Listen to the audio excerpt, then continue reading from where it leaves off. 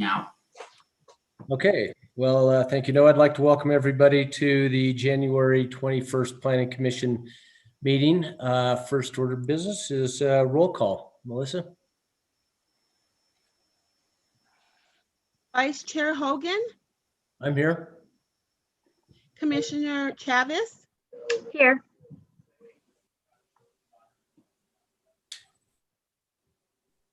Commissioner Clow. Here. Thank you. Commissioner Faulkner, Here. Commissioner Garcia, Here. Commissioner Gutierrez, Here. Commissioner Lawrence, Here. Commissioner Picarello, Here. Commissioner Zatania. Here. Mr. Chair, quorum is present. Thank you very much. Okay, then leading the Pledge of Allegiance, do I see a hand for a volunteer?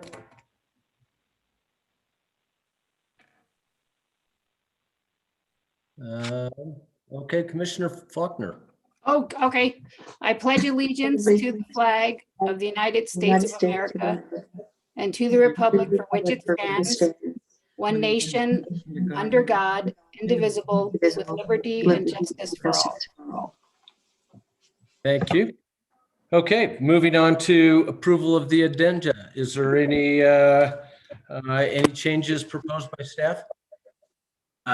Chair, the only change that's proposed by staff would be to move the matters from the commission, which is item I, to be item before item D. So move it up to item D. Okay, any other changes? No, Chair. Okay, and any proposed changes from the commission? Okay, I guess we need a motion then to adjust the agenda. Motion to approve as amended by staff. Second. Second, we have a motion, a second. Melissa, if you could take the roll call. Yes, Commissioner Chavez, Yes. Commissioner Clow, Yes. Commissioner Faulkner, Yes. Commissioner Garcia, Yes. Commissioner Gutierrez, Yes. Commissioner Lawrence, Yes. Commissioner Picarello, Yeah. Commissioner Zatania. Yes. The motion has been approved. Great. And Okay.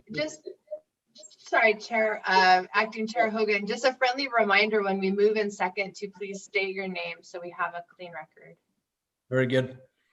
Thank you, Sally. All right, so the first item of business tonight then would be approval of minutes and findings of conclusions. Is that right, Noah? Or we moved to E? Chair, the staff recommendation for the change to the agenda would be matters actually from the commission would be first before we go to that. Oh, I see. Okay. All right, well, let's go on to matters of the commission then. Thank you. And I think it's staff's recommendation that we have an opportunity for our new commissioners to introduce themselves. And I don't know, Chair Hogan, if you want everyone to say a word or two about themselves for the benefit of the new members, I'll leave that up to you all. But I think that'd be a great idea if that's of interest, particularly if we're electing officers. We can chime in on that as well as part of our introductions. Good. Yes, I would love to hear a little bit about everybody. Okay, well, why don't I start? I'm Mark Hogan, and I'm technically the vice chair until Jack Hyatt retired. And so I have a background in architecture and planning. I've been on the planning since 2015. So I enjoy these meetings. I will express, I think it'd be disingenuous if I didn't take a minute to talk about chairing these meetings. And I would say that while I am not aggressively pursuing it, it's something that I'm interested in, and just wanted to let the group know that. So I feel like my background in time, my interest is really in running an orderly meeting. and making sure the public is heard, and that we have a good working relationship with staff as well. So with that, I'll kind of end my my pitch on that, but I do want to welcome the new board members. It's a great commission. We've got a lot of really good dialogue that takes place, and we're happy to have you joining us. Thank you. Okay. I could introduce myself if you'd like. Please. This is Commissioner Amanda. My name is Amanda Chavez, born and raised in Santa Fe. I have been in education for 13 years. 4 of those years have been in leadership. I have taken on a lot of community service work, community outreach, intervention, implementation of initiatives for the community on the South Side through my school. I'm very excited to bring my expertise in education and in community and what our community needs. I've conducted many needs assessments in regards to that. So I'd like to bring that perspective in as our city grows. Great. Thank you very much. That's lovely. Carly, would you like to go next? Yes. So my name is Carly Picarello. I have been in New Mexico for the last 10 and a half years. I have a background in landscape architecture, working for a small firm here and then for the National Park Service. And I also now have been at Meow for the last 3.5 years. So I'm a very design heavy individual. I'm been engaged in the community and in other ways, particularly through master planning and things like that. But also, I'm an avid cyclist, and I am on the racing apparel cycling team, women's team captain. So, I think that's probably enough for now. Thank you very much. Commissioner Centena? I'm Commissioner Cedena. I grew up in New Mexico. I'm from the Four Corners originally and have been living in Santa Fe for the past 6 years. My background is I have 2 degrees from the University of New Mexico. My first degree, I have a Bachelor of Arts in Architecture and worked in architecture for a couple of years before switching over to get my MBA. And I currently work at Thornburg Investment Management, where I'm a senior business development analyst. And then in terms of community involvement, I've been serving as the president of Nava Ade Homeowners Association in District 4 for the past couple of years. I've also served as their treasurer, and I just completed my term on the commission and starting a new one. So I'm really looking forward to working with all of you. Great. Commissioner Gutierrez. Thank you, Mr. Chair. Commissioner Chavez, Commissioner Picarello, welcome to both of you. It's exciting to see a full screen over here. I think I'm the longest serving member on this commission. I don't remember exactly when I started, but a little background of why I got involved and asked to be placed on this commission. I am a father of 4 children. They're 17, 14, 13, and 4. When the 4-year-old was being born, it was a great experience, something different. But at the same time, just before that, my hope was that my kids love Santa Fe as much as me, and they're able to live here and stay here and work here and find opportunities. That was what drove me to get on the commission. It's a great commission. We've seen a lot of growth in the last couple of years compared to when I first started. There's a whole lot going on in Santa Fe. It seems like it's booming. I'm also interested in chairing the commission. Before the new commissioners got here, there was a summary committee, and that did lot splits. And I was chairman of the summary committee. And for a while, I was vice chair by default. I was secretary and moved up. So we ran a couple meetings as a vice chair. if I'm fortunate enough to become chair, I'd like to hear from all of you guys as to what you think may be needed work-wise. As for me, I think one of the major things, and the new commissioners, you'll see this sooner or later, we refer a lot to the general plan, and it's old. It's like a flip phone or even older than that. So welcome, and thank you so much for the opportunity, Mr. Chair. Thank you, Brian. Commissioner Clow.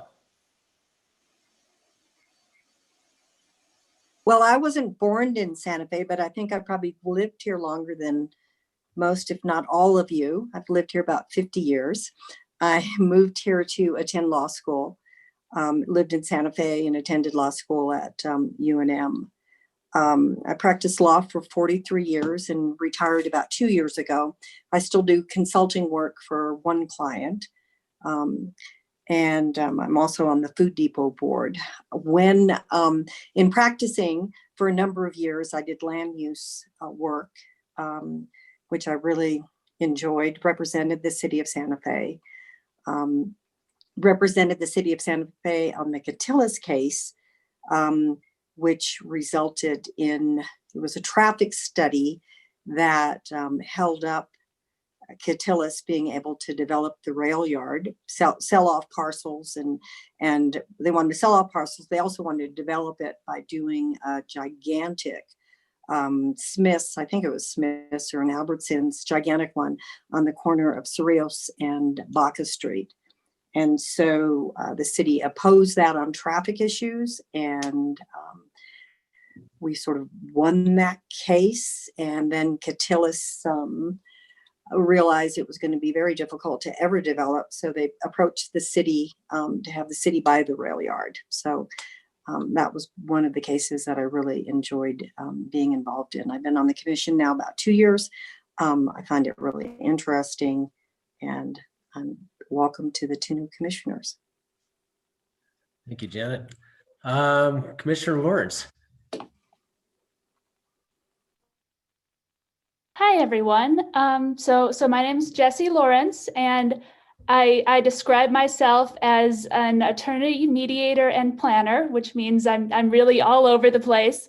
I'm also the mom of 2 kids who are ages 12 and 8.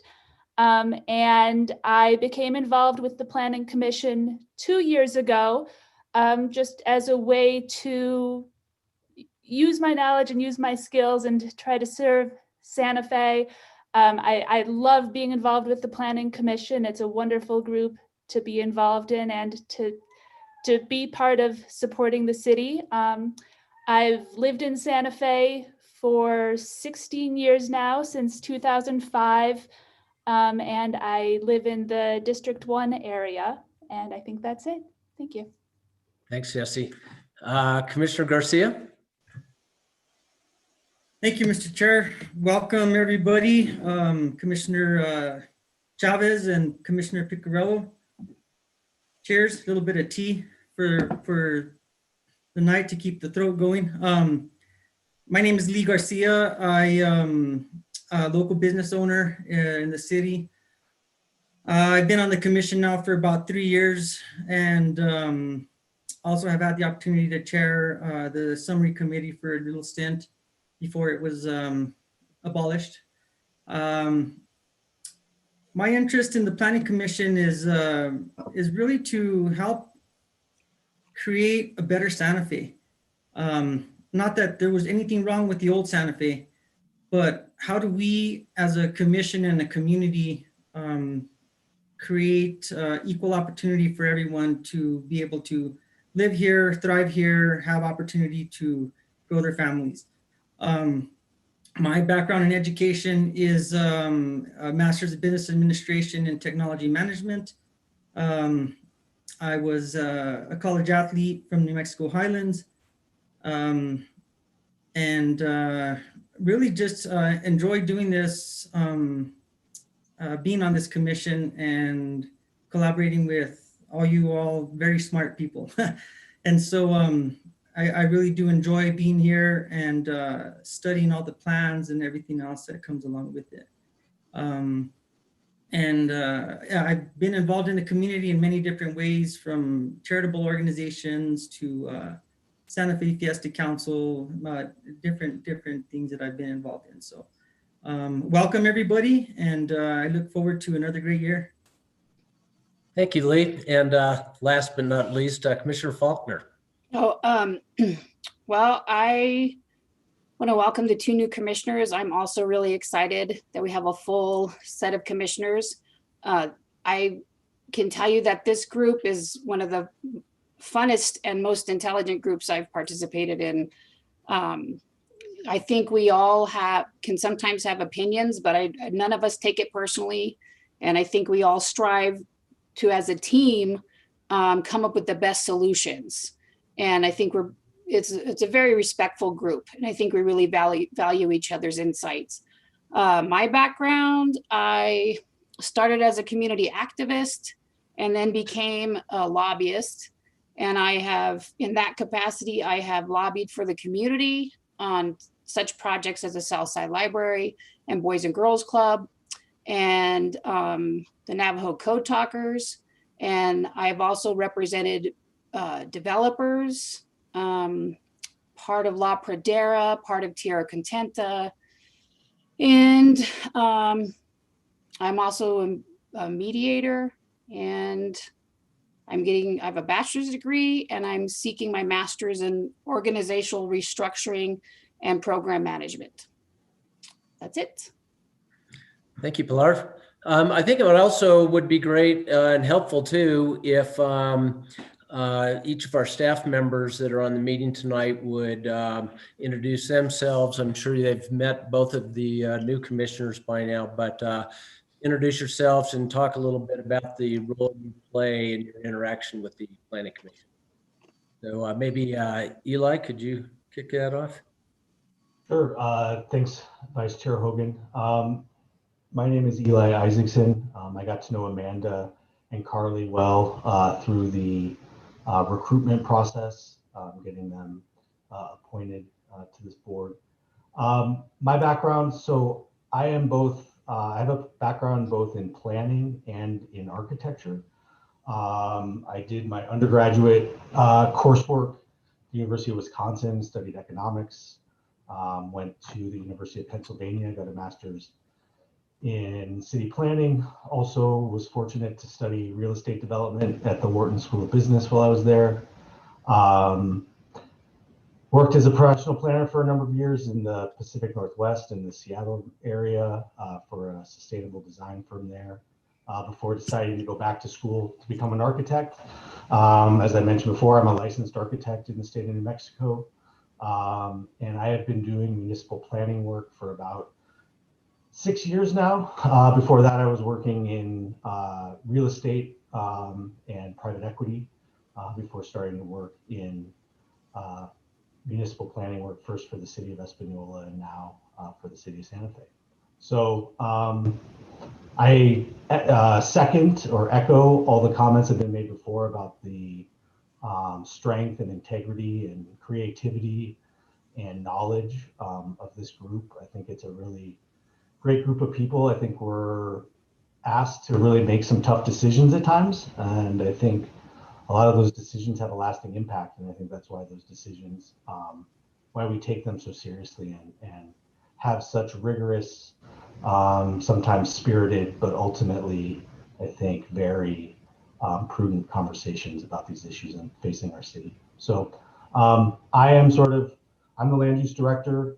Noah Burke, who can introduce himself next, is the planning manager for the city of Santa Fe. So he is the liaison to this board from the land use department. And he is the one who has more day-to-day management of both the cases that we hear and how we operate here on the Planning Commission. Great.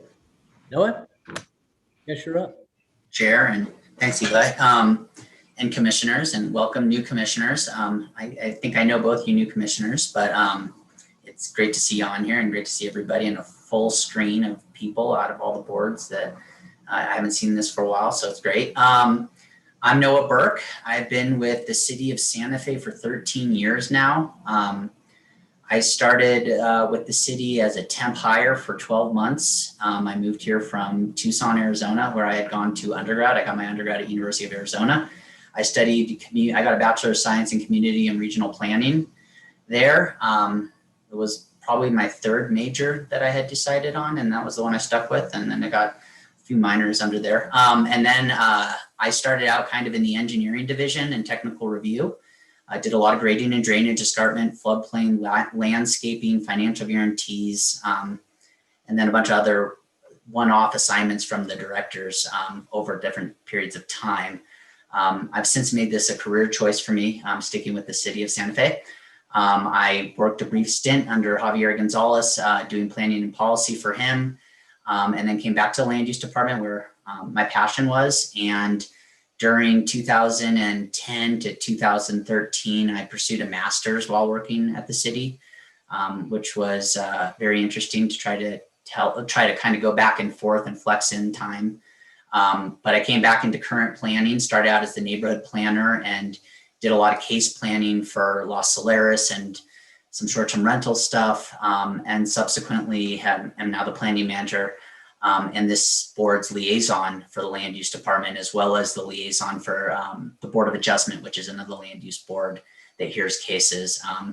I agree with everything that has been said. This is an excellent board, a very important board, and a really fun board to work with. And I really enjoyed the dynamic of each and every individual and how the board functions together collectively.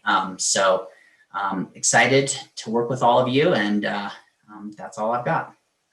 Great. Thank you, Noah. Sally? Thanks. I'm Sally Perez. I'm an assistant city attorney working for the city now for just over 2 years, primarily focused on land use. My job is to provide legal advice and recommendations to the city's decision makers of the moment in land use. So that's often working with staff, and then it's working with our land use boards and commissions, of which there are, I guess, 5 that I regularly assist with, and the governing body when they consider our legal issues related to land use. I take the lead on appeals of your decisions, which are heard by the governing body. I take the lead on appeals of land use director decisions, which could be appealed to you or other land use boards. I handle the land use litigation in our courts. And what else? Y'all pretty much know what I do. But that's the basics of it. My background before law school, I got a biology degree. I'm really a nature lover and an outdoors lover above pretty much everything else. But I did get my law degree in 2009, and I worked for the courts for about 10 years before joining the city, mostly the New Mexico Supreme Court, where I helped write legal opinions and procedural rules and things like that. So this has been a real fun change. It's a real fun area of law. It's a fun group. It's a fun department. So happy to be here. Well, and Sally does a great job of keeping us on the rails and making sure we're sticking with rules of order and all the necessities of running meetings. And she manages to do that with a smile almost all the time. And we're grateful for that. So I'd like to give the new commissioners a chance, or any commissioner really, if there's any questions or something. We learn more about each other every time we reintroduce ourselves. So I always find it interesting. But if there's anybody that's got any questions, now would be a good time. And just raise your hand in front of the screen because it's more immediate than me looking for a raised hand sign. Okay, well, it sounds like the next order of business is to move on to election of officers. So, Sally, did you or Noah did you want to talk about the procedures here?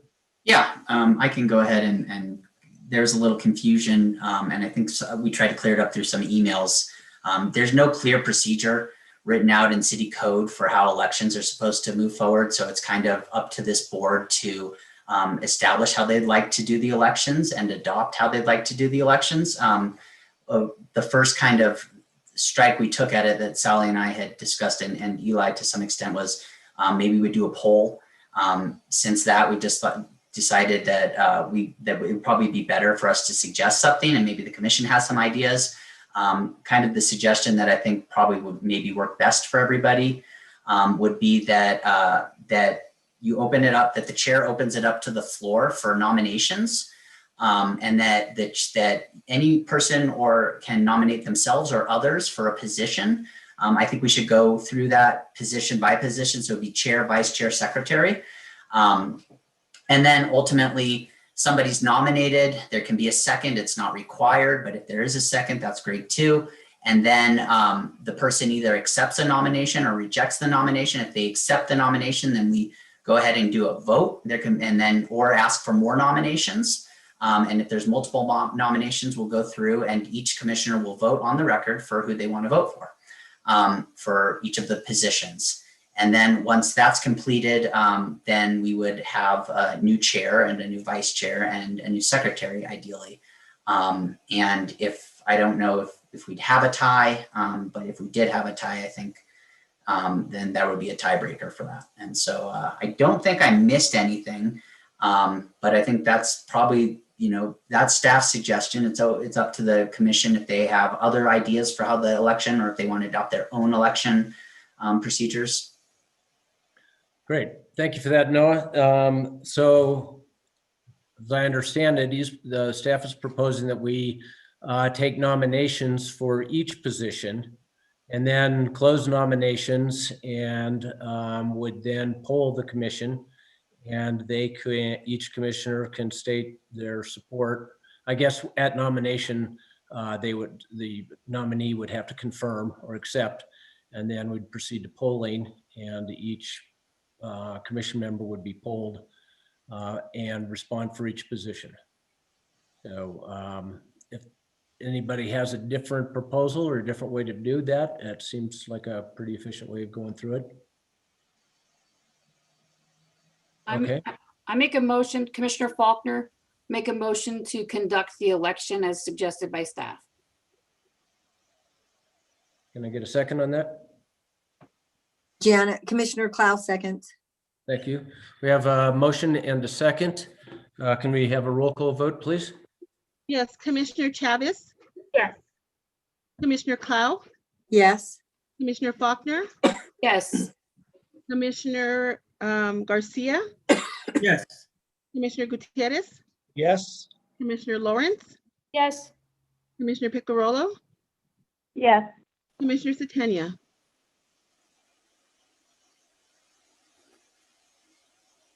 You're on mute. Commissioner Satania? Yes. Thank you. The motion has been approved. Great. Okay, so I will open to the floor for nominations. Commissioner Garcia to make a motion. Commissioner Garcia? Can we Yes, clarify for the record that we're making motions on the chair's position? Just Well, I so, think what we discussed is we will make motions for all the positions. So you can nominate more than just the chair. You can discuss the okay. secretary or whatever. If that's the way I understood it, if everybody's okay with that. And for clarification, Sally, are these motions or are these nominations? Nominations. Okay. So Commissioner Garcia, carry on, please. Thank you, Mr. Chair. I'd like to nominate Commissioner Brian Gutierrez for the chairman of the Planning Commission. Thank you. With that nomination, just appreciate the longevity of time that you've been on the commission, and I have been able to see you operate meetings as well during the summit committee where I served under your vice chair, and that's all I got to say. Thank you. Thank you. I'll second the nomination. Commissioner Faulkner, seconds. And then I'd like to nominate Commissioner Clow to be the new secretary. I've been the secretary since I think 2018. And I I'd like to really move to focusing on policy, and Commissioner Clow has a very surgical mind. And I like the way that she goes through the minutes. So I think she'd really do us a great service by being the secretary. So, Vice Chair Hogan, I think, I don't know if this was clear in Noah's explanation, but I think if it's the pleasure of the commission, it might make sense to nominate for each position, vote, and then go to the next position, then go to vice chair, nominate, vote, and then go to secretary, rather than nominating for all the positions now, just in case someone who gets elected who was maybe it's, I think it'll be cleaner this way. So that would be my recommendation if the commission agrees. Any objections? Why don't we do that? Since we're on chairman, I will nominate myself for chair. As well as there any other nominations for chair? Okay, so. And the chair, did Commissioner Gutierrez, did you accept your nomination? Yes, I do. Thank you. Thank you. Okay, so with that, I guess we take a roll call. Excuse me, Vice Chair Hogan, Yes. do you need a second, or do they need a second, or is it just a nomination? And they accept? No, it's not I required. don't think a second is required. Okay, I just wanted to make sure. Thank you. Well, what is the motion we're voting on right now? Because We're there's, not voting on a motion. We're just polling each of the commissioners to see their vote for the chairman. So the way this would look, Melissa, would be that we ask each commissioner who they're voting for. So we're voting for chair. So Okay. what this would be ask each commissioner who, if they're voting for Commissioner Gutierrez or Commissioner Hogan, and whoever has the most votes is then the chair. So okay, and does the Vice Chair Hogan does vote in this vote as well, correct? Yes. Okay, perfect. So shall I begin? Please. Yes. Thank I you. actually have a couple questions for the nominees. Okay.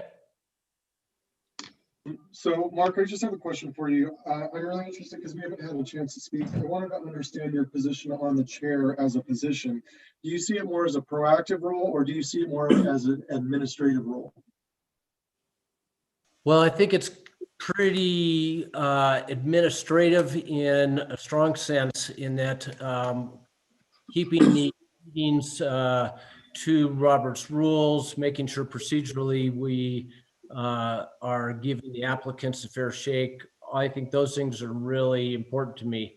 In terms of proactive, I understand long-range planning. I've been involved in it for a long time in Santa Fe, and I can really support providing direction, or helps, support providing direction in terms of planning initiatives. I was encouraged at the last meeting where we talking about getting down to work on a couple of specific issues. And we've done that in the past, whether it's affordable housing or whatever the issue. Lots of work that needs to be done, and we need to ask for it. So does that answer your question? It does. I just have one follow-up question.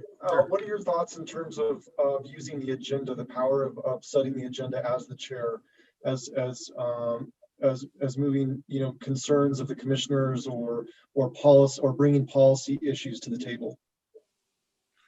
Well, setting the agenda really, I think, comes from the commission as well. That's, at the end of our meetings, we have discussion about items that are each commissioner has interest in. I think as the chair, it's important to make sure that those items do get on an agenda, that there's follow-up, staff gets preparation time, that there's a adequate amount of information provided so that we can have a robust and informed decision or discussion. The other parts of the agenda, the sequence of applications determined in terms of what applications, how many what the volume is and what the issues are and how publicly volatile they are. So I think, there is some need to control setting the agenda so that we're not, here till 2 a.m. Every other week. Got it. Thank you. If you don't mind, Vice Chair Hogan, I'd like to ask the same questions to Commissioner Gutierrez. Sure. Commissioner Gutierrez, questions to you. Same two questions. Do you see the chair as a proactive role or more administrative? Thank you, Commissioner Satenia, for the question. I'm going to go on the administrative part. Being on the commission for the length of time, I've sat under 3 different chairs, and I've watched the actions of the chairs. The one thing the chair doesn't do is vote unless there's a tie, and more often than not, we didn't vote. Chair hasn't needed to vote with ties, so I think it's more administrative. As far as your question towards policy, like I said earlier, one of the biggest frustrations is the general plan not keeping up with the growth in the city. As chairman, I will advocate for this commission and for the land use staff through counselors and ask you guys to do the same if you feel the urge to try and get funding so we can do things to make this commission progressive and bring it a little more up to date as far as that goes. So I'm going to ask the question again, just to make sure that it's answered. The second question I had is, what are your thoughts of using the agenda or the power of the agenda as the chair to promote policy? The agenda, before I answer the policy part, the first thing that came to mind with the agenda, like Commissioner Hogan said, is to make sure that by the time we get to the meeting, everything's running efficiently and we have the most information to our knowledge. I am going to say that on the agenda, I've sat through some contentious meetings, and I would like to give the public enough of an opportunity to express themselves. So if something contentious is coming up or something that we know is going to take longer on the agenda, I would try and make it work where it's slimmed down. And I know that didn't answer your question, but tell me again what your exact question was. Yeah, what's your thoughts about using the power of like setting the agenda as the chair to promote policy? So we as a commission, we're scheduled for 2 meetings a month to work on policy. We've talked about it. We've been so busy that we really haven't done it. I would advocate that we start working on policy. And even if it means that we set up some subcommittees, I know that we can set up subcommittees. There's been some in the past where members of this commission can break down into a smaller group and work on certain parts of policy, so that by the time the policy comes to the commission, it's been vetted somewhat. Thank you, Vice Chair Hogan. I don't have any other questions. Thank you. Thank you, Commissioner Satenia. Is there any other comments, questions before we go to a vote? Okay. So Melissa, I think your instructions are just to poll each commissioner, and they'll tell you their vote for chairman. Okay, thank you. Commissioner Chavez. Commissioner Gutierrez. Commissioner Clow. I'd like to state that I think both Brian and Mark, Commissioner Gutierrez and Hogan would make very good chairs. Mark's done a great job as the vice chair, and Brian did a really good job on the summary committee that I sat with him on. And so it's a hard decision. And I think the thing that sort of pushes me over the top is longevity. And so I vote for Brian because he's been on the commission longer than any of us. Thank you. Commissioner Faulkner? Yeah, I have to also say that I've known Mark and Brian outside of the commission and also on the commission. And I respect both of them a great deal, but as you all know, I want to be policy. And I'm gonna have to vote for Commissioner Gutierrez. Thank you. Commissioner Garcia? Well, being that I nominated Mr. Gutierrez, I guess I'm gonna have to go with Mr. Gutierrez, but I do really respect Commissioner Hogan and all you've done. Thank you for doing what you do and continuing doing what you do as well. So vote for Mr. Gutierrez. Thank you. Thank you. Commissioner Gutierrez? Thank you. If it pleases the commission, is it okay if I pass to? Sure. I just want to note that we do need a majority to elect a chair. So if we don't end up with 5 for one candidate, we'll have to revote. Okay, Commissioner Lawrence? I'll echo what others have said, that this is a very hard vote to make. My vote today is going to go for Commissioner Gutierrez. Commissioner Picarello?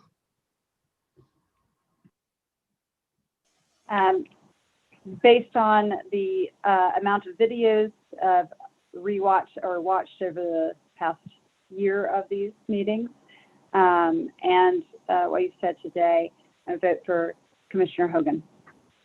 Or sorry, Vice Chair Hogan.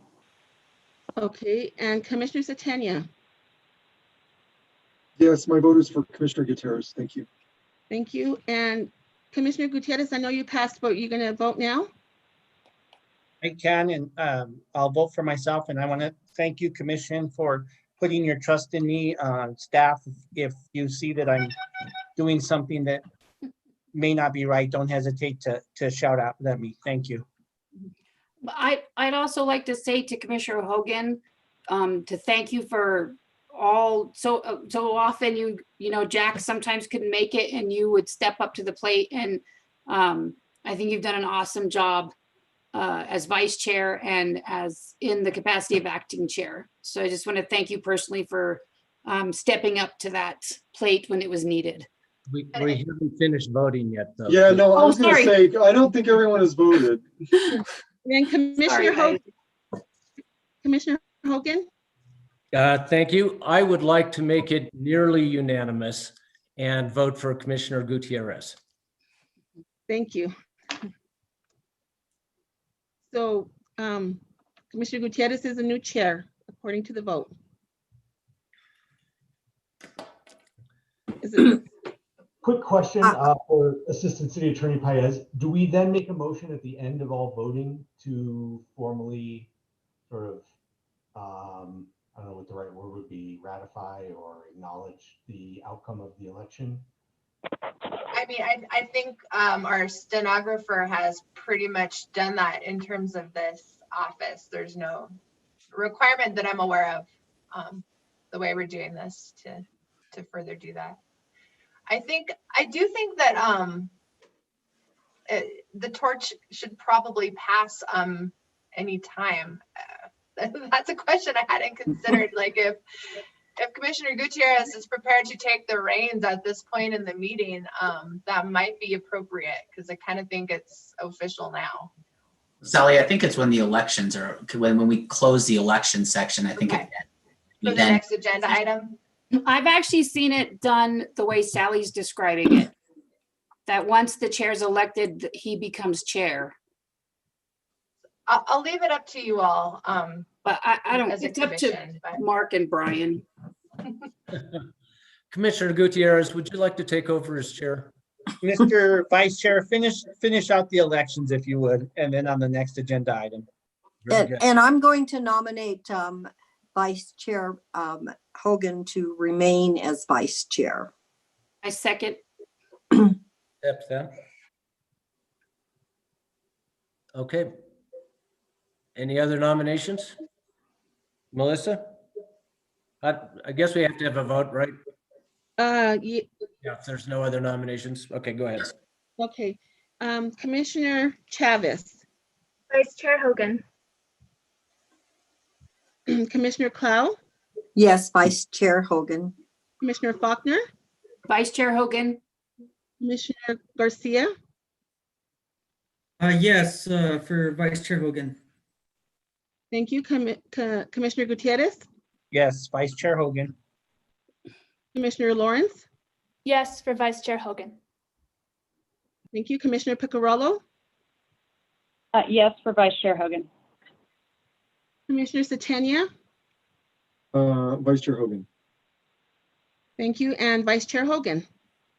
I will vote for myself and accept that. So thank you all. Thank you. Vice Chair Hogan is the vice chair. Good. Do we have any nominations for secretary? Secretary, I'd like to nominate Commissioner Clow for all the reasons I stated earlier. I will Commissioner second. Garcia, I'd second that. Does she accept? That's the question. Commissioner Clow, do you accept? Yeah, It's a- I accept unless somebody else wants to do it, but I'm fine doing it. Very good. Any other nominations? Melissa? Okay, Commissioner Chavez, Yes, Commissioner Clow.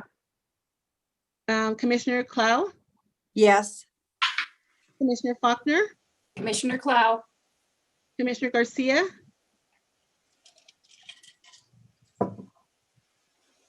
Commissioner Garcia.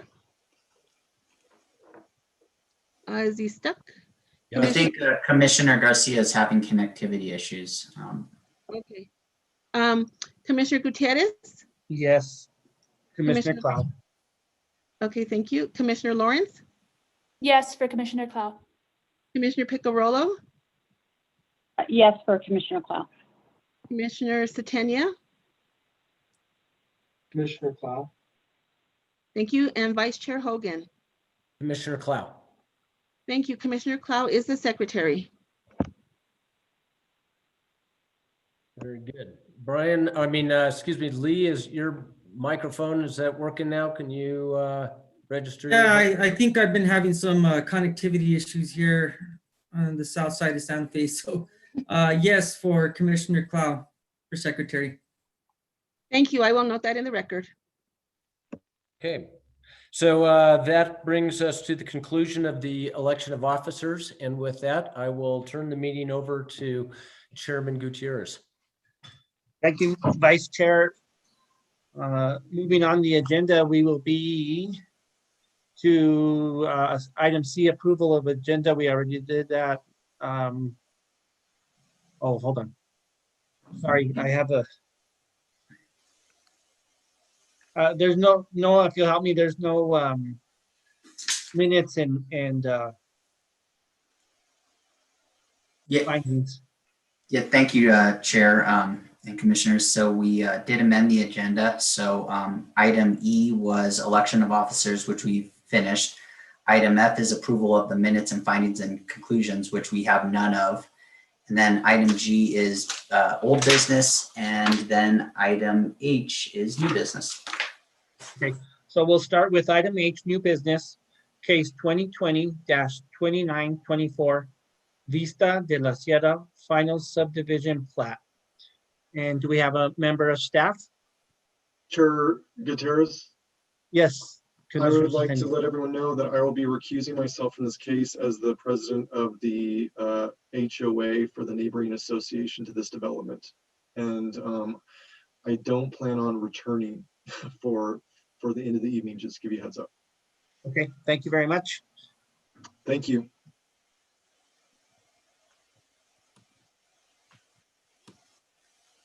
All right, so we can move on with Ms. Wynant. Do you have a presentation for us?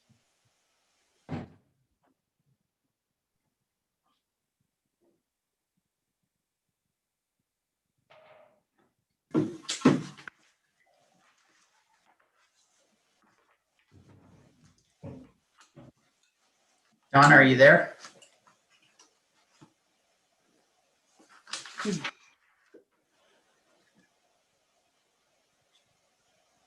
we go. Donna, your audio is not working.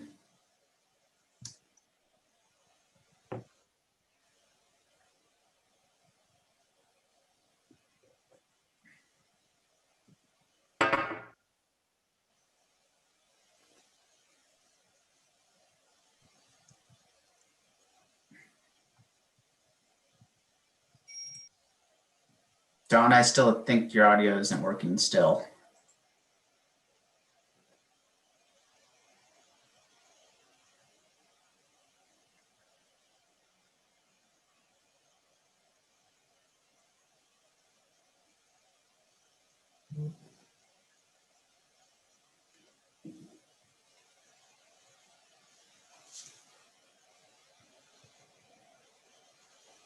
Mr. Burke, Yes, Chair. do you want to pinch hit for her? Are you familiar with this, or is it? Yes, Chair, I am actually pretty familiar with this case. And Don, if you get your audio working, feel free to stop me. I can go ahead and kind of give a brief summary for the commission. Case 2020-20-2924 is the this. No, sorry to interrupt. Just quickly, Donna, you may want to exit the meeting and re-log in and see if you can get your audio to work when you rejoin the meeting. I know that's happened to others in the past and seems to sometimes fix the issue. Okay. So case 2020-29-24 is the Vista de la Sierra final subdivision plat. Jennifer Jenkins of Jenkins Gavin is the agent for the Branch Family Holdings. They're requesting a final subdivision plat approval for a 393 single lot residential subdivision. The property is located at 3800 Governor Miles Road, and it is approximately 94.07 acres, and it's currently zoned and is zoned R5.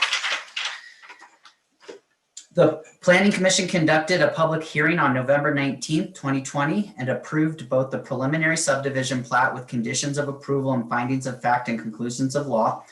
The preliminary subdivision plat application included a variance request to allow a second stories of homes to be located only 5 feet from the side property lines. However, the commission approved the preliminary subdivision plat, but denied the variance request.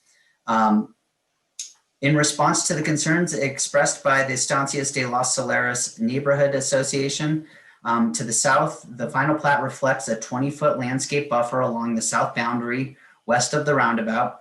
In addition, the applicant has reduced the number of lots in the right-of-way by 2 and restricting the homes along the right-of-way to a single story to accommodate the neighborhood.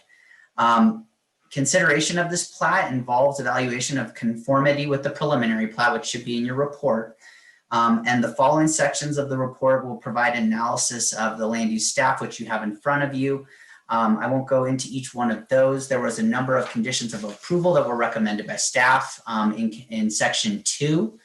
Each of those, one of the main ones that will differ from the preliminary subdivision plat is actually condition number 3, which is it's a request or it was a condition by our traffic engineer, which right now we have that position vacant, but we are on contract with Wilson and Company, who have reviewed the TIA and has reviewed the applicant's request. Previously, the condition number 3 had read in the preliminary subdivision plat that a revised TIA is required prior to phase 2, that would be when phase 2 would commence of this subdivision plat. However, at the applicant's request, they had requested that this TIA be moved to phase 3 or by the summer of 2022, whichever sooner. The reason for this request is because the applicant had originally proposed to just do phase 1 immediately if everything was approved. However, the applicant has now come back and requested of staff that we relook at this condition, and because they'd like to go into phase 1 and 2 right of way. One of the main differences between this is it's not a development plan. So even though they stipulate a phasing plan, there are no timelines associated with a phasing plan. They could go into phase 2 right away if they wanted to, but they did come forward to staff and ask us to reevaluate this condition because they're going to go straight into phase 2. Staff looked at their request. We reevaluated their TIA. We had our traffic engineer reevaluate their TIA for this change to this request. And ultimately what was decided was the traffic engineer reviewed the request and approved the request that a TIA will have to be conducted prior to phase 2 of the subdivision plat, of the final subdivision plat that's in front of you, or by the summer of 2022. The applicant anticipates the start of construction of home construction by the summer of 2022. So most likely there will be a TIA done at that point in time. So that's the only change to conditions. All the other conditions are pretty much standard ones. There's some conditions of grading that the city engineer has worked with the neighborhood association as well as the applicant and staff to solidify. And our city engineer is here, and her Dee Beingesser is here to answer any questions you have about grading. And I'm sure that the neighbors will like to speak to this and a slew of other issues. So ultimately, to go ahead and summarize it up, staff recommends approval of the final subdivision plat request for case 2020-2924 with the conditions of approval as stipulated in section 2 of this report and technical corrections, which are in your exhibits. As such, there will be 2 motions. There's listed there. You can approve or deny this subdivision and the findings of facts of the conclusions of law as presented in this report. And with that, I don't think there's any more that I have to discuss. I see Donna's back on. Donna, did you get your audio working? Nope. Okay. Okay. Well, hopefully I covered the bases. If I didn't, you can text me and I can always chime in. And the applicant is here, Jennifer Jenkins. And with that, chair and commissioners, thank you for their patience. And that's it. Thank you, Mr. Burke. Ms. Jenkins, you have a presentation for us? Good evening, Chair Gutierrez, commissioners, and I'd like to send a warm welcome to our new commissioners. It is lovely to see a full panel. I believe I need to be sworn in. Thank you. Thank you. Do you swear under the penalty of perjury that the testimony you're about to give is the truth, the whole truth, and nothing but the truth? I do. Thank you. Please state your name and address for the record. Jennifer Jenkins, 130 Grant Avenue, Suite 101, Santa Fe 87501. Thank you. So normally, since the preliminary subdivision plat has already been approved, under these circumstances, I might touch on a few items and be relatively brief. But for the benefit of the new commissioners, if you would like me to kind of just do kind of a brief overview of the project in general, I know the staff report was quite thorough, but I'll leave that up to you. If you would like me to kind of just go over the site plan and the general scope of the project before touching on a few more specific items, I'd be happy to do that.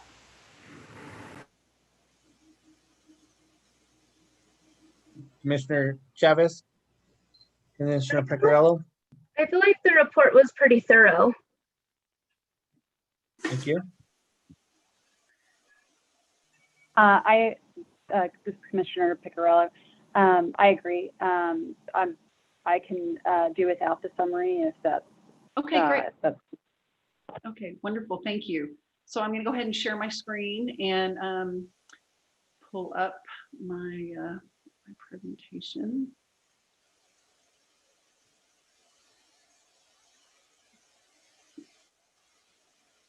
Okay, let me just move everybody over here. So as Noah mentioned, I'm here this evening on behalf of Branch Family Holdings and request for final subdivision plat for Vista del, it says Del Sierra here, but we changed the name. So it's Vista de la Sierra. And the preliminary plat was approved on January 19th. And also, as Noah said, when we moved to final plat, it's really about, does the final plat application comport with what was approved in November as part of the preliminary plat, and staff has determined that our submittal did comport with the preliminary plat. So I'm going to skip through. Obviously, this is the subject property on the corner of Richards and Beckner Road here, and then Governor Miles Road along the north. So what I want to touch on here is, here's the site plan. So as Noah mentioned, we had a condition of approval that because of the traffic study being prepared kind of during some COVID conditions, that we did not deal with normal traffic patterns, and we used some traffic modeling that was available through the city's Metropolitan Planning Organization, which and that methodology was approved by the city's former traffic engineer. There was a condition that we update the traffic study prior to moving forward with phase 2, which made complete sense. But working with the home builder that we're working with, they really want to blow and go. I mean, they are very dedicated to this market and to providing much needed housing. And so the fact that they're on kind of an accelerated schedule, I think is a very positive thing. And so, you know, so by the time we move forward and ready to, you know, move forward with platting and permitting phase 2, we likely aren't going to be in normalized traffic conditions. So we requested to staff that we were able to just modify that condition. So the traffic study update with real on the ground traffic counts would be conducted prior to phase 3. And Wilson and Company, who is the city's current traffic engineering consultant, did review that request and did approve that request. And we also worked closely with the Nava Ade Homeowners Association with that, and they have also said they were very comfortable with that, and actually think it's a really good idea, because if we push that down the road a little bit, we're going to be in a situation to get more accurate traffic data. So that is the basis for that request. So as you can see here, our first phase is sort of right here in the central area of the project. Phase 2 is the remainder to the southeast corner and then the southwest corner. And then phase 3 is everything that's kind of along the Arroyo here in this area. So one of the areas of concern from our adjacent neighbors, which is of course very legitimate, is dust control. Anytime there are grading activities and vegetation is removed and the winds blow, which they do here obviously in the spring, you know, especially, there is great concern about dust. And the Nava Ade community, which I have a soft spot in my heart for the Nava Ade community, because I was actually the project manager for the development of that community early in my career, longer ago than I frankly care to admit. But so they experienced a lot of issues when there was some development happening south of them in Los Solares. So they've actually learned a lot about, you know, what measures work, what measures don't. And I think the city is really very clear about their role in terms of enforcement. So we have established some additional dust control measures that we've working with Nava Ade as well as working with the city engineer.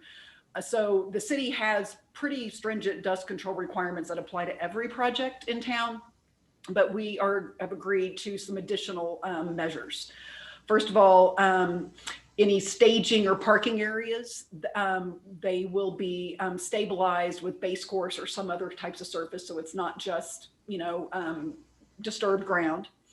There will be a minimum of 2 water trucks on site at all times to ensure proper dust control. And depending on the conditions, if there needs to be as many water trucks on site as are necessary to ensure proper dust control, but of course a minimum of 2. And then tackifier, which is kind of exactly what it sounds like, is a substance you can spray on disturbed ground that that basically stabilizes it. So you spray it down, the wind blows, the dirt doesn't move.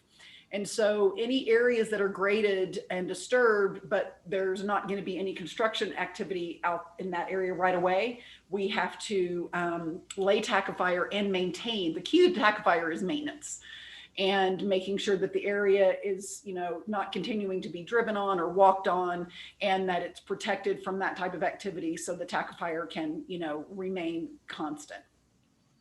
And then lastly, no construction vehicles will be permitted to traverse through the Nava Ade neighborhood to access the site.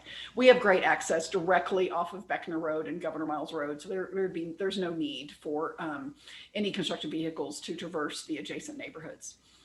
And in addition, when we were talking about this condition of approval around the traffic study update, because of our desire to move forward with both phases 1 and 2, Nava Ade expressed some concerns about, you know, what does that mean as far as how the grading activities will be staged and sequenced? Because if, you know, the more area you have that is potentially disturbed at the same time, the more opportunity there is for dust issues. So basically, and I have an image I'm going to show you following this, but basically there are areas of the entire subdivision. Some areas we're removing dirt. Those are called cut areas. Some areas we are adding dirt. Those are called fill areas. And the goal is when all is said and done, the site becomes balanced. And so when we have quite a lot of cut in phase one. So the plan is we will remove that dirt from phase one. We will deposit it in phase two in terms of where it goes. Then we will tackify it and stabilize it and then leave it alone until we're ready to proceed with phase two. And the beauty of this approach is that it really, key is you want to move dirt one time. The more you move it, the more dust you potentially create. So if we put it where it goes right at the get-go, then that is going to be a very positive thing relative to dust control. And so we have an area where we've laid down and deposited dirt, we tackify it.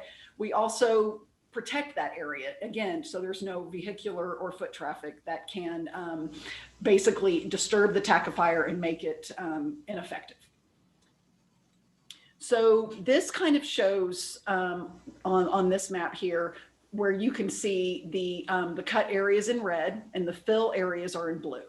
So the green, it's a little hard to see, but the green here is phase one. The green lines show the phasing lines, okay? So as we are cutting in this red area here, obviously we'll be depositing dirt here in this portion of phase one, but we'll also come over here and deposit some of this dirt over here in phase two. So this area will be, this is the area in phase two that that will be stabilized and protected, potentially with straw bales or construction fencing and some signage just to keep any activity out of this area. And then once phase one reaches a condition that we would call a stabilized condition, a minimum, of a lift of base course on the road beds and the other disturbed areas tackified. So the site is essentially stabilized. Only at that time would we segue into any grading activities in phase two. And I did review this with the Nominate and their representatives. And one of the next steps that we're going to do, and I think Richard Lang from Nominate is going to speak to this evening, is once we have our contractor has not been selected yet, who's going to be doing the earthwork and the utilities, but we will develop kind of a staging plan with the contractor to understand really how are they going to stage the construction activities and how does that relate to the phasing. And this is something that is that Nominate has expressed interest in, and we have agreed to provide that plan for them once we have a contractor on board and we can work with them. And so Nominate knows exactly what is supposed to be happening. And if something really is diverging from that plan in any kind of significant way that's creating a dust issue, then, Nominate can alert the city to that. So one of the other elements is, as I think everybody's aware, any drainage facilities in new subdivisions, drainage ponds, storm drains, whatever it may be, are required to be maintained by the homeowners association. And so because of the Nominate is downstream, there is an arroyo that crosses the property, that crosses the subject property and then leads into Nominate, and they are downstream. And they did have some issues with the big storm we had a few years ago. And so they're very concerned about making sure our drainage structures are maintained properly. So the city of Santa Fe has standard drainage facility maintenance requirements, and those requirements are put on the subdivision plat itself. And those requirements also have to be incorporated into the homeowners association documents. So in addition to those requirements, we're putting a little more meat on the bone, so to speak. So, being very clear about what these maintenance obligations are, what the schedule is, and we'll have our engineer prepare a plan that identifies all the different drainage improvements, what their function is, and what their kind of maintenance protocols would be. And then obviously ensuring that the budget for the homeowner association and those monthly fees is adequate to ensure proper maintenance of the drainage facilities. And with that, those are really the only points I wanted to cover tonight. Because, you know, again, this has been the dialogue that we've been involved with the adjacent neighborhood. So with that, I would be happy to stand for any questions, and I appreciate your attention. Thank you, Ms. Jenkins. This is a public hearing. If the commission has any questions they would like to ask of Ms. Jenkins before the public hearing, that's fine, or if they can wait till after. If I see any hands from commissioners, I will call on them. Commissioner Clow? Yes, I just need a clarification because we got something written where they were concerned about the traffic study not being done until the third phase. And so I need a little bit of clarification on that in terms of why would there be a concern about that? And why, I guess, is the city okay with waiting until the third phase? And what is the purpose of the traffic study? I mean, I know we're waiting for a post-COVID study, but the question is, what is one looking for, and what are the possible changes that might occur based on the outcome of the study? And do those changes affect whether it's done after, you know, the first two, or the first phase, or after the first and second phase? Sure. So Chair Gutierrez, Commissioner Clow. So you're correct. The purpose of the traffic study update was to get some real counts in a post-COVID normalized traffic condition.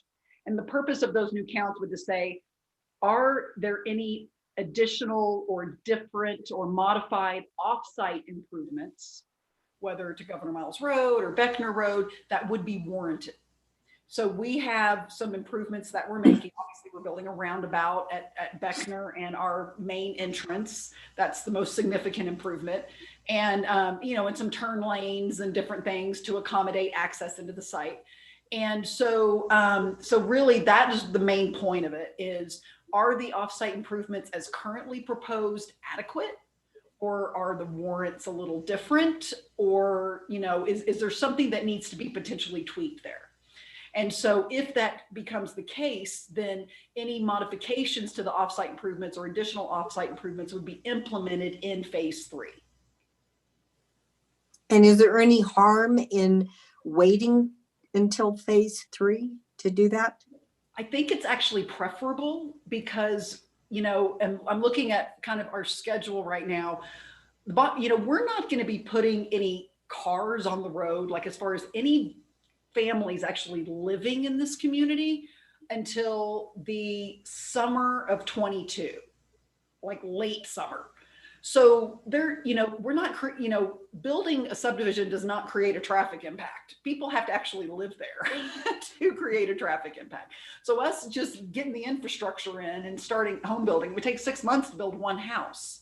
So, so, you know, with pushing this off to phase 2, I think, you know, I mean, excuse me, to phase 3, you know, we're going to have ample opportunity to update the study before there's really any significant cars on the road coming from this neighborhood.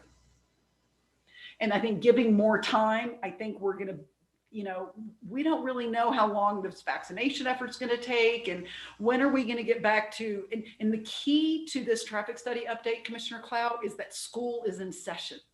That's the key factor. We're all hoping and praying school's going to be back to normal in the fall, but we don't know. So it's one of the things, like, this project can't be held hostage because of COVID, right? And we have a great need. These homes are relatively moderately priced homes, and they are needed in this community. And so the fact that we have a builder who really is anxious to bring these homes to the market is a very positive thing. So any changes or modifications or remediation that needs to be done would be done after phase 2. Correct. Would any of the construction of phase 1 and 2 make it impossible to do the remediation? I mean, is there any downside doing it Yeah, later rather than earlier. I don't think so. I mean, the roundabout's going to be built in phase 1, right? So Right. that is what it is. So it's not an issue. We're building turn lanes on Governor Miles Road. So maybe is there something at the intersection of Governor Miles and Richards, or we need to tweak the signal timing, or we need, you know what I mean? Something like that. Or is there, you know, it's those types of things. Or is there anything further down Governor Miles Road that we're impacting as you move west? So it's really off-site elements. It really has no impact on how the interior of the subdivision is designed and constructed. Okay, that's all I have. Thanks. Thank you, Commissioner Clow. Any other commissioners? Commissioner Chavez?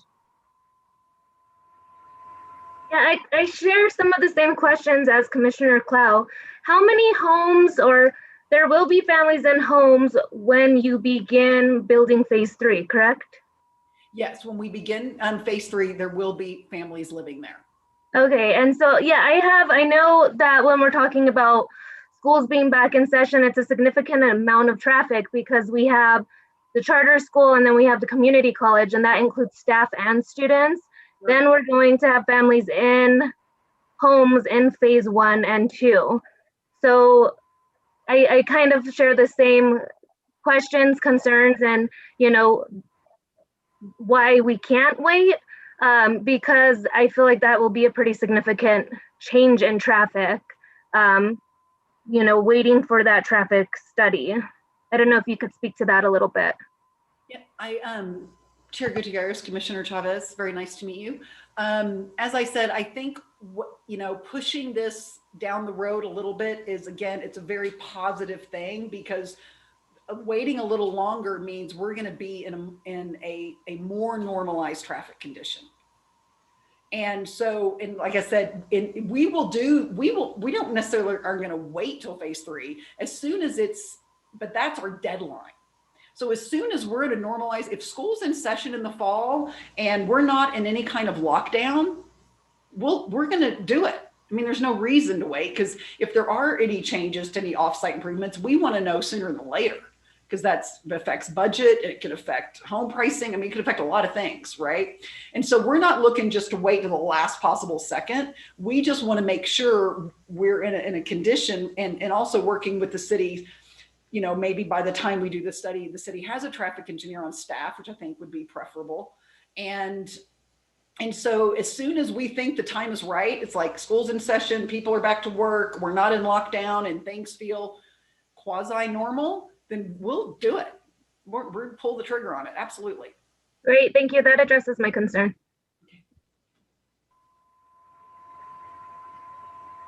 Thank you, Commissioner Chavez. Anybody else before we go to the public hearing? Commissioner Clow? Yes, so would the applicant be willing to do the traffic do the traffic study as soon as it is feasible to do the traffic study in terms of school being in session, et cetera, or at the beginning of phase 3, yeah. Whichever's earlier? Sure, absolutely. Okay, and that would, okay, great. Thank you, Commissioner Clow. I don't see anybody else that has, Commissioner Faulkner, please. Commissioner Clow, do we want to make that a condition of approval? Or are we good? Yeah, I think the applicant's agreeing to it. Okay. So when just checking. And if you want later on a motion to approve the findings, could also direct an amendment to add that. So just whoever's going to make a motion later on, maybe you could clearly state that as part of a motion if you would choose. Thank you, Sally. Anybody else before we go to the public hearing? Questions, commissioners? Okay, seeing none, I will open up the public hearing. Mr. Burke. Thank you, Chair and Commissioners. Members of the public who are attendees, if you'd like to testify to this case, please use the raise hand function, which you can find by clicking the participants list, and it'll show you the raise hand function. Or if you're calling in, you can press *9 to raise your hand, and we will allow you to talk, and you'll have to be sworn in first, and you'll be given 2 minutes to talk. So Chair, I see that also, Mr. Chair, I wanted to go ahead and the Nava Ade Neighborhood Association did reach out to us today and requested, as they did in the preliminary subdivision, a lineup of speakers. I think it might be advantageous for the chair and the commission, if they'd like to let these speakers speak in the order that they're listed in this, each for 2 minutes. I know that they have rehearsed kind of what they're going to say for this case. So Chair, I can go ahead and allow the first person to speak, and then when we get to the Nava Ade Association, I can go ahead and tell you who'd like to speak if that's the wish of the commission. It's fine with me. Any commissioners' objections? Okay, seeing none, we'll do it that way. Before we get started, Mr. Burke, is there any call-ins or is it all online? It looks like all the people who are in attendance have a username, so it looks like they're all, there's no call-in numbers. Okay, and we have 4 people with their hands raised up and then another 5 from Nava Ade. Is that what it is? That is correct. So the first speaker is going to be, it's got actually people whose hands are raised are actually part of the people who are going to speak. So the first speaker is going to be Mary. Mary, I'm going to go ahead and allow you to talk.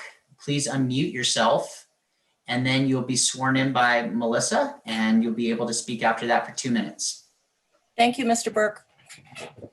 Good evening. Do you swear under the penalty of perjury that the testimony you're about to give is the truth, the whole truth, and nothing but the truth?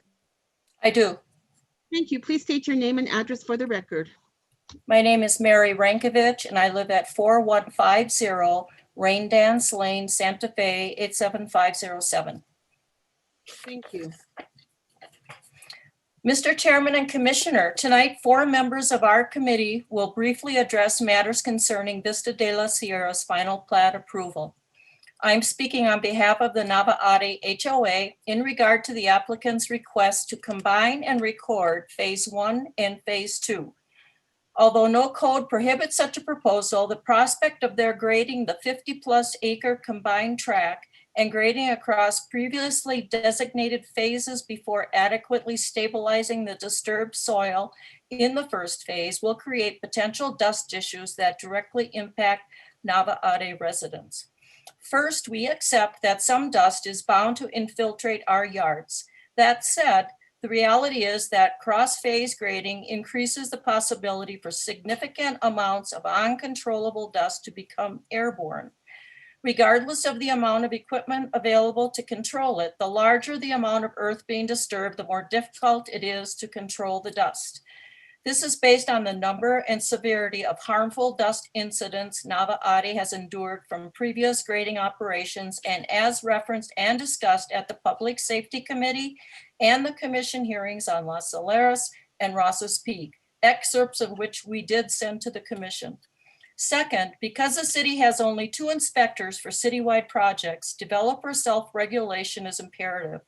A developer's failure to adequately monitor the dust leads to incidents of harmful dust infiltrating our homes before corrective actions can be taken. Thank you very much. Thank you, Mary.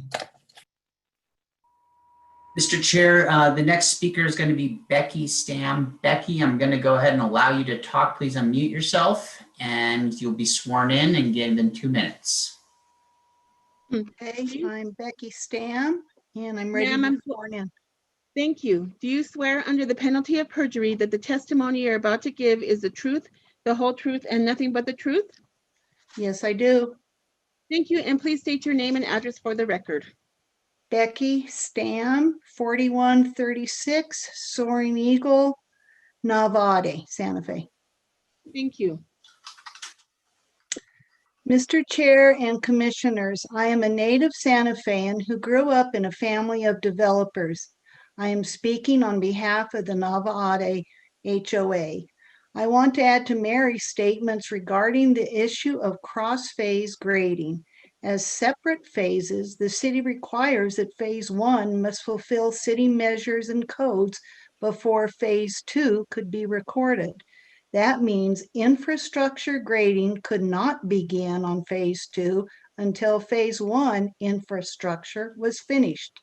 This step ensures that all measures to control dust and stabilize the graded land within the first phase have been met before grading work could begin on phase 2. Even so, the issue of uncontainable blowing dust is not merely a matter of large-scale or cross-phase grading or of high wind speeds. It also relates to the proximity of the grading, exposed cuts, and stockpiles of dirt to existing homes. The closer to our properties that grading construction happens, the lower that wind speeds need to be to infiltrate our homes and harm our health. Having already been a victim of Los Solares dust and grading construction, I speak from experience. If the applicant is permitted to combine phases 1 and 2, Nava Ade HOA requests 2 reasonable conditions to better ensure the potential dust consequences are contained. Richard Lang, chair of our task force, will address those 2 reasonable conditions. Thank you.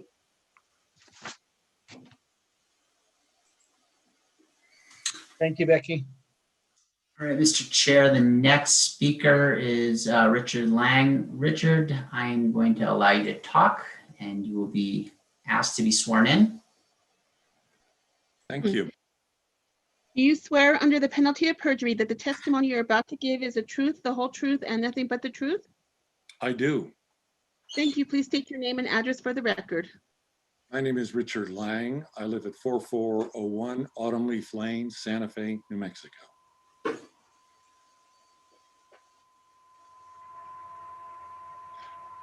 Mr. Chair and Commissioners, good evening.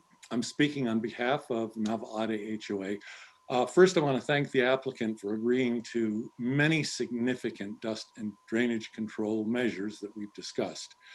That said, for the reasons previously stated by Mary and Becky, if the applicant does go ahead and combine phase 1 and phase 2 for recording purposes, our HOA requests what we believe are 2 reasonable conditions to be added for final plat approval.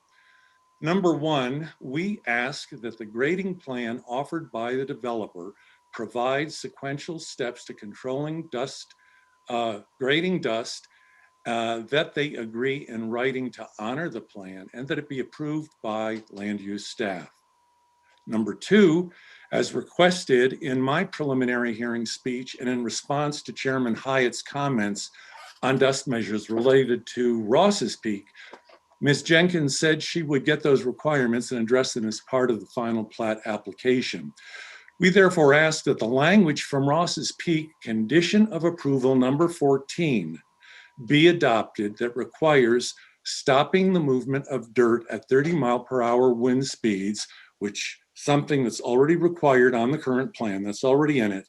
However, Ross's Peak condition 14 additionally states that movement of dust would be stopped, quote, and or as a result of excess dust blowing into the neighborhoods as determined by city land use department, unquote. And that is the language we asked to be added as a condition of approval. To complete our request, Joe Jones will address matters regarding the revised TIA. Thank you. Thank you, Richard. Chair, Dr. Joe Jones is the next speaker. Mr. Jones, will you please unmute yourself and you'll be sworn in? Hello, good evening. Hi.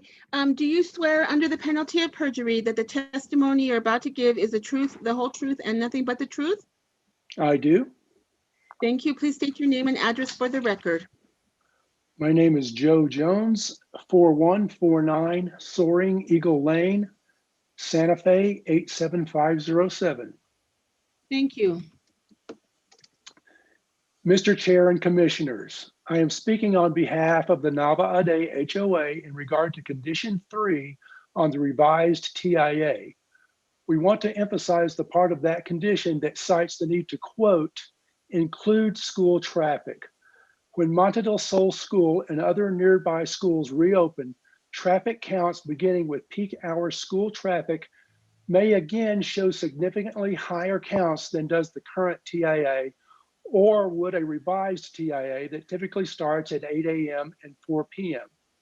This is based on our experience with pre-COVID school traffic on Dancing Ground and the stream of vehicles on Governor Miles that blocked this intersection with traffic to and from Capitol High School, Cesar Chavez and Ortiz schools, and Santa Fe Community College. The convergence of traffic on Dancing Ground, the primary road and intersection that bisects Nava Ade from multiple schools, is the reason we ask in writing that John Romero include school traffic in the revised TIA condition, which he did. We therefore request that the traffic impact analysis for Vista de la Sierra begin its morning and afternoon traffic counts at peak school hour traffic, which starts at least 15 minutes before peak hour work traffic.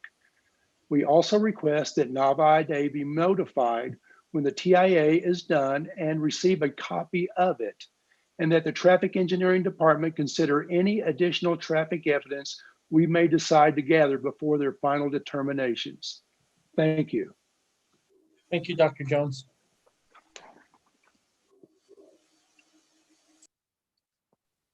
Noah Joan Dickerson has a hands up.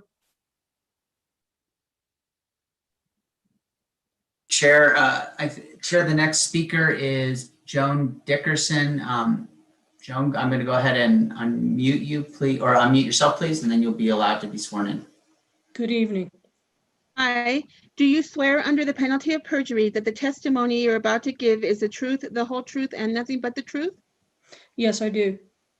Thank you. Please state your name and address for the record. Joan Dickerson, address 4721 Las Plazuelas, Santa Fe, 87507. Thank you. First, I would like to echo the comments made by the Nava Ade Homeowners Association. I represent the board of the Estancias de las Saleras Neighborhood Association, and their concerns are very much our concerns, especially regarding the blowing dust and the timing of the traffic impact analysis. We'd also like to note that a previous traffic impact analysis recommended signalization of Beckner and Richards, and we believe that is still necessary. In fact, even during COVID traffic, that is a place that is very unsafe to make a left turn off of Beckner onto Richards.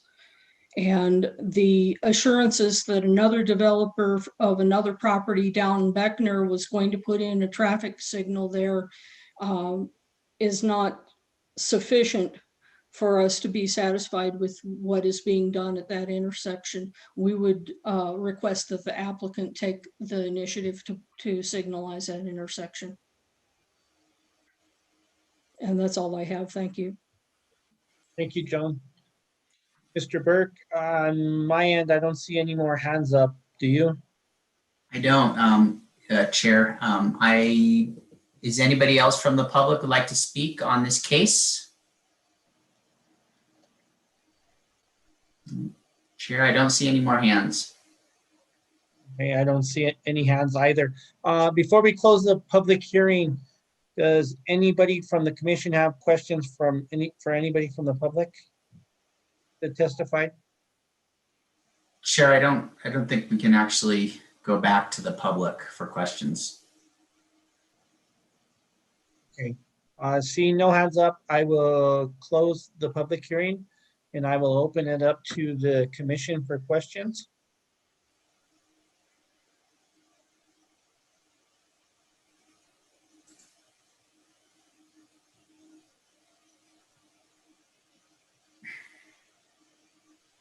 Got you, Vice Chair Hogan. Thank you, Mr. Chairman. Jennifer, I wonder if you could describe, you talked about the drainage treatment, but in terms of floodwaters, things like that, what's the development of that of that arroyo? Is it going to be landscape? It's going to have amenities, anything like that? Sure, absolutely. I'm going to share my screen, if I may, one more time. And we will go through that. Let me back up here. Hold on 1 minute. Okay.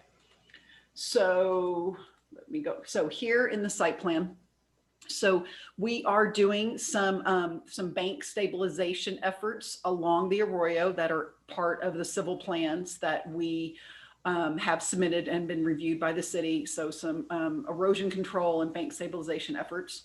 We do have some stormwater collection areas that are adjacent to the arroyo.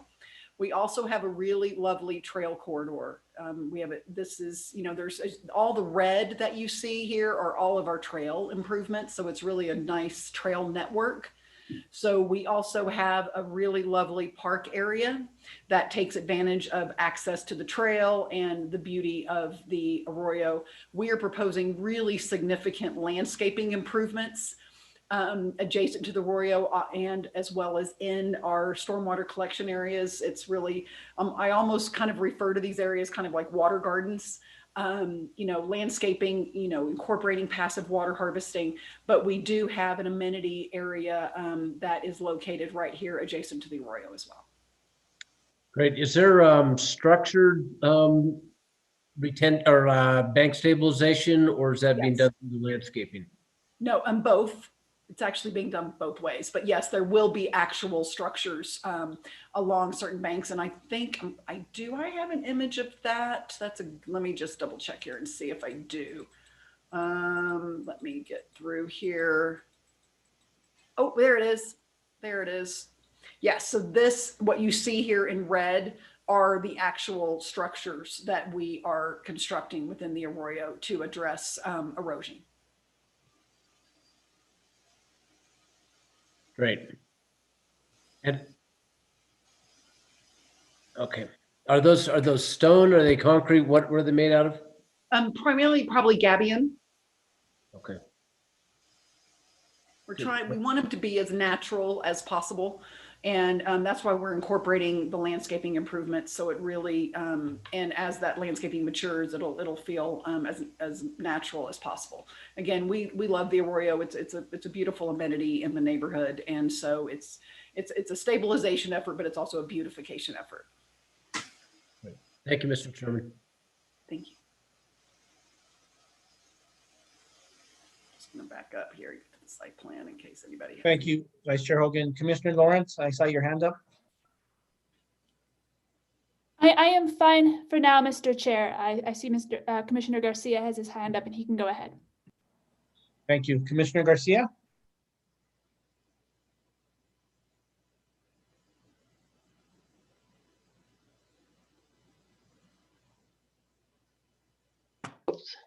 Sorry, am I unmuted now?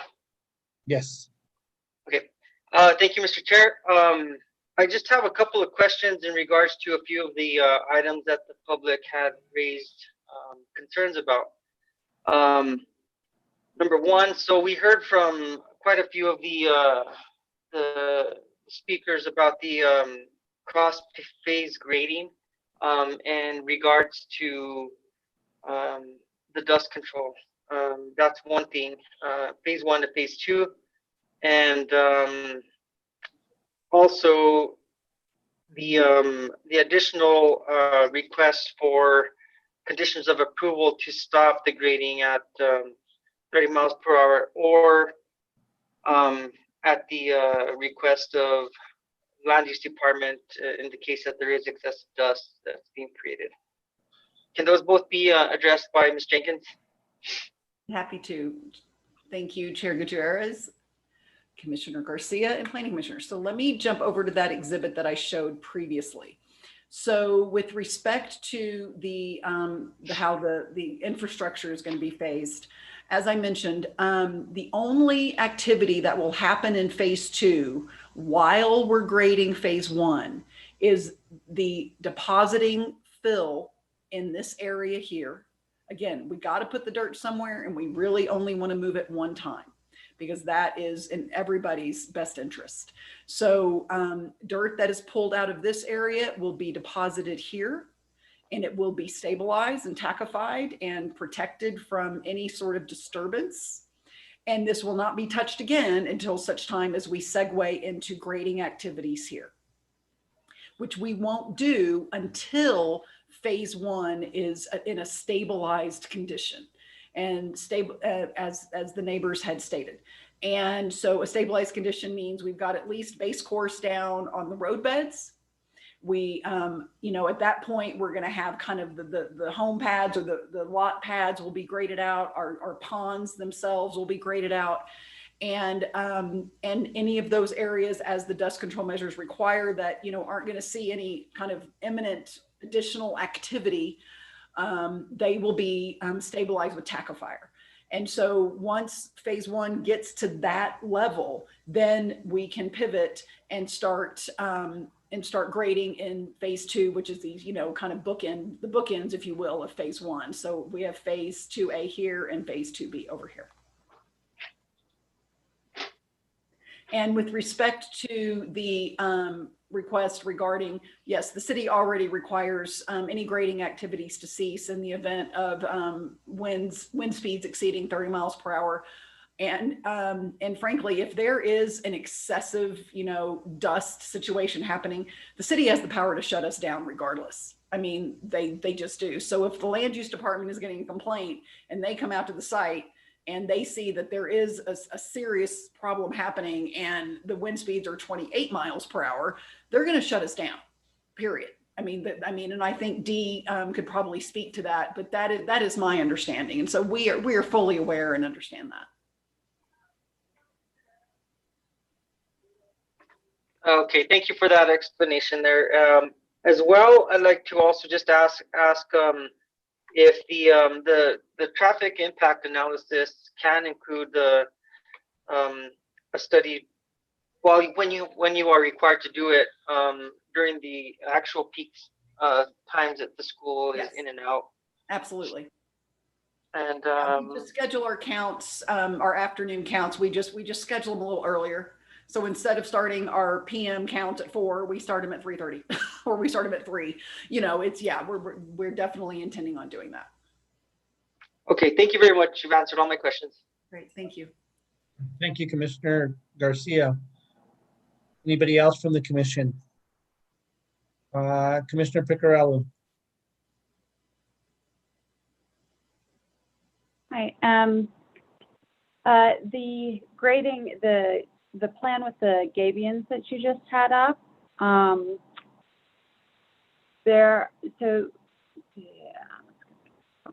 Sorry, I'll get to it here in a minute. There it is. So there's an active play area right near there. Is there consideration to other materials that are a little bit more feasible? We know that kids are going to go from a play area down into the arroyo, and something that's a bit safer to be hopping on. Are those being considered, or is it pretty much decided all gabions? That I don't believe that's been considered, but we could absolutely take a look at that. One thing I do have is I have some information that kind of zooms in and shows, I thought I have that in another place that shows kind of a zoom in of kind of the design for the park area. But I'd be happy to revisit that with my landscape architect and my engineer, just to ensure that how that's being treated. Because, I agree, people like to get down into the arroyo. That's what they like to walk their dogs down there. Some people just enjoy that as far as walking. And so yeah, I don't have an answer for you tonight, but we would be happy to visit that and can report back to the city engineer with respect to how we might treat that area. And I have one more. And you may be able to answer this. It may be a question for the land use department. How for a traffic study of this kind, how long does that typically take? I'd be happy to address that. typically once we all are kind of in agreement, we get with staff that now's the time. It's like everything is, like I said, we're in a fairly normalized condition. We will contact our traffic engineer. He will schedule the counts, which is the critical element. And so usually, depending on how busy the counters are, usually we can get the counts done within about 30 days. And then the traffic engineer takes that data and they take those counts, they add our traffic generation to those numbers, and then he reevaluates the intersections that were counted and determines if they're if with the addition of our traffic, are there any additional or modified improvements that are warranted. And so that portion of it probably takes you know, again, it all depends on how busy the consultants are. But I would imagine from start to finish, we could turn the traffic study around in probably in about 6 to 8 weeks. Thank you. Commissioners, any other commissioners? Questions? I don't see a full screen, but I see the hand raised. And Commissioner Lawrence, please. Mr. Chair, I'll make a motion if I can. Oh, I see another commissioner has an additional question. I'll defer to her if you would like me to wait. Thank you. Let's wait for the motion. And Commissioner Chavez, you have the floor. Thank you. I just had a question about the temporary traffic light on Beckner and Richards. I know that was a concern brought up by the public. When will that happen? Is that at the initiation of construction, or is that throughout the phase or after the project is done? Can you specify that for me? Sure, I'd be happy to, Commissioner Chavez. So that traffic signal here at Beckner and Richards is actually being constructed by a multifamily project called Via Sendero that is further west down Beckner, just east next door to the outlet mall. And so the city, and I think, you know, Eli or Noah might have a little more background on this than I do in terms of the latest and greatest, but that project is under construction. And so they're way further down the road in terms of their construction than we are. And so it is going to be built within the next 18 to 24 months. So again, that signal should be in really before we're putting any cars on the road.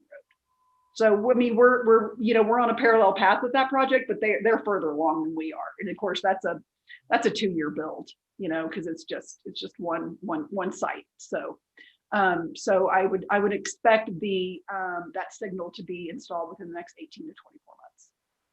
All right, thank you. I just have concerns when you throw in construction and you throw in an increase in traffic, high school students going to school, college students going to school, and there not being a signal there, because I know that that's already an issue now that we, you know, are in quarantine for the schools anyway. So I wanted a timeline on that. So thank you very much. You're welcome. Commissioners, any other questions?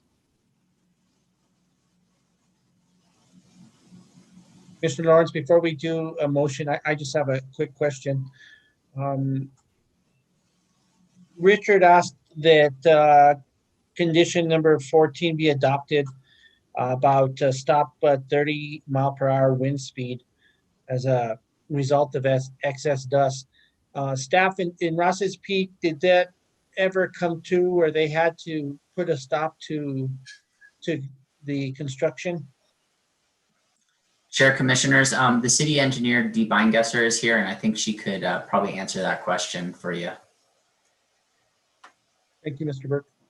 Commissioners, I don't believe that we did stop any work on Ross's Peak, but I think the work started before I got there, but I don't remember any of my inspectors having to stop the work. Okay, and you're a little low on volume, but can you tell me how you decide when it's 30 miles an hour wind, just for information? I believe I believe we have some wind speed detection equipment. I'm not sure. I haven't seen it, but I know I also think that there might be something that we can purchase. But normally it really goes by complaints. and if we see the dust, and our inspectors are driving by often, and we are having other inspectors also inform us when there are any issues, and of course the public. So I think mainly we're relying on whether there's dust in the air, but maybe we look at the weather forecast to see what the wind speeds are supposed to be. But I don't think we measure the wind a lot. Thank you. That answers my questions. Any other commissioners with questions? If not, I'll go to Commissioner Lawrence. Commissioner Lawrence? Mr. Chair, I would like to make a motion that tries to capture the discussion about the change to condition 3 regarding the timing of the traffic analysis. So if I get it wrong, please, one of my fellow commissioners help correct me.